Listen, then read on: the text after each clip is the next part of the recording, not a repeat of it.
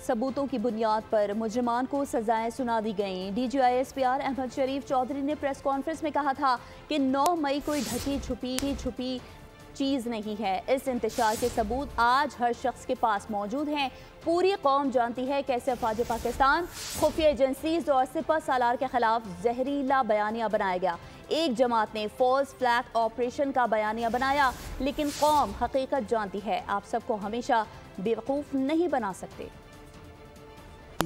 कोई ढकी छुपी चीज नहीं है। इसके जो नाकाबिले तरदीद शवाहिद जो उनसे हैं वो अवाम के पास भी हैं, अफवाज के पास भी, हम सब के पास है। हम सब ने अपनी आंखों से इस वाक़े को होते देखा। हम सब ने देखा कि किस तरीके से लोगों की जहन साजी की गई,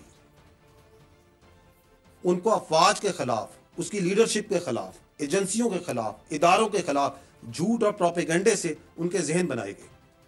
हमने देखा कि किस तरह कुछ सियासी लीडर्स ने चुन चुन के अहदाफ दिए कि इधर हमला करो, इधर हमला करो। हमने देखा कि चंद घंटों में पूरे मुल्क में मुख्तलिफ जगहों पे सिर्फ फौजी तंसीबात पर हमले कराए गए। और इन वाकयात को आपने भी देखा, कैमरे की आंख ने फिल्म बंद भी किया। और जब ये शवाहिद और ये सारी चीजें लोगों के सामने आई तो आपने अवाम का गुस्सा और रद्द-ए-अमल भी देखा। आपने ये भी देखा कि किस तरह अवाम ने उस इंतशारी टोले से पीछे हटी। तो जब ये खुल के सामने आ गया